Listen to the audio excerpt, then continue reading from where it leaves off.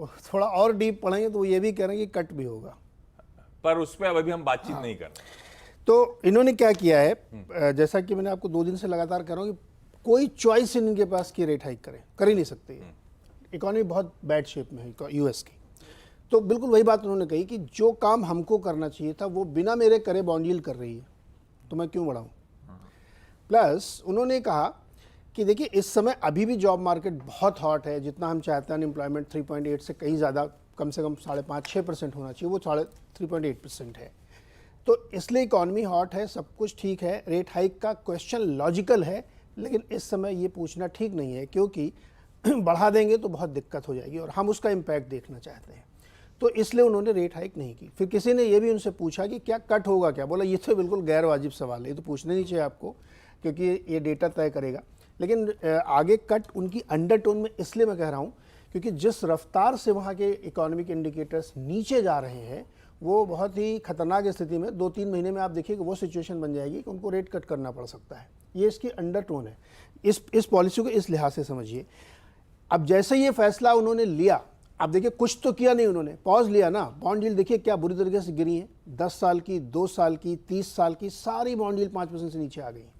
ये इंडिकेशन दिखा रहा है कि मार्केट को एक मैसेज उन्होंने दे दिया है, मनी मार्केट को मैसेज दे दिया है कि इकोनॉमी अब स्लो हो रही है, 2-3 महीने में और स्लो हो जाएगी, अनलेस से कोई एक्स फैक्टर हमास जैसा या इजराइल जैसा कोई खड़ा हो जाए, तो ये धीरे धीरे जाएगी। और आप नेक्स्ट फाइनेंशियल ईयर में इंडियन हिसाब से और आप देखेंगे वहाँ पे कट की संभावना बनती है। लेकिन अभी के हिसाब से पॉज उन्होंने ले लिया। ये एक मुफीद फैसला था, एक सही फैसला उनका था और मार्केट ने इसको रिजॉइस किया।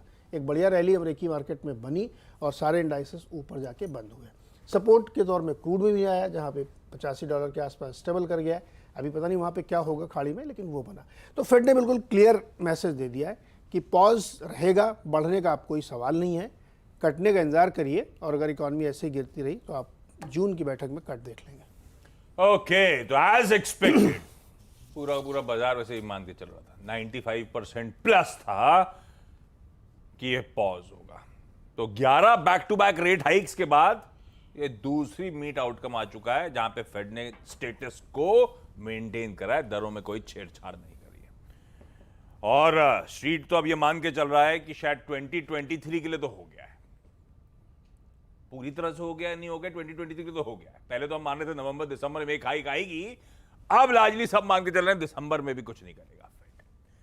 हालांकि पॉवेल साहब खुद कह रहे हैं कि मैं रूल आउट नहीं करूंगा हाइक नेक्स्ट मंथ। यह आइडिया बिल्कुल गलत है कि 2 बार से मैंने पॉज कर रखा है हमने, तो हम दिसंबर में हाइक नहीं कर सकते। खैर ये स्टेटमेंट लॉजिकल है, इसीलिए उन्होंने ऐसा बोला।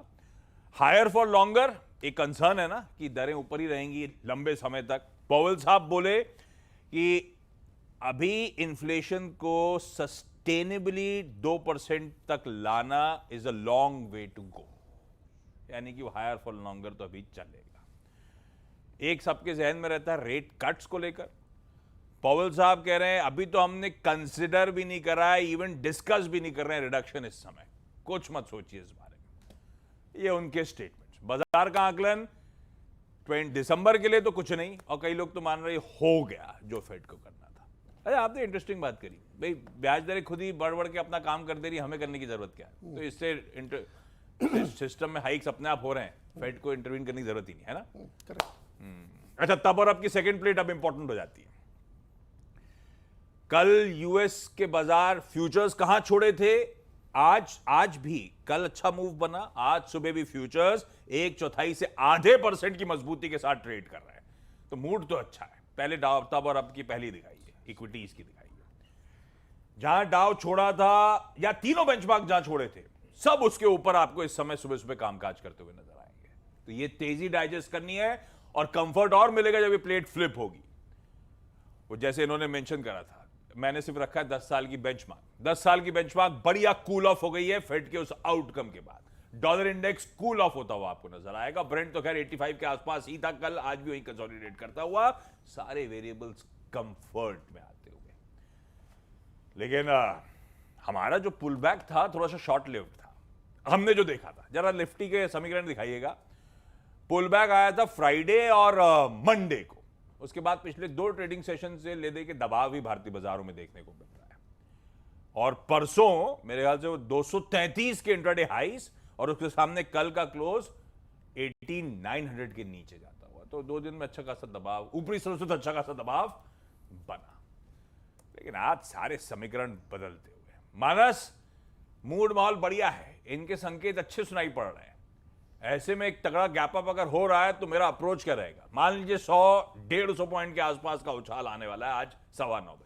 क्या लेवल्स वॉच आउट करेंगे हम लोग, और निफ्टी बैंक में किस तरह के समीकरण बैठेंगे? हमारा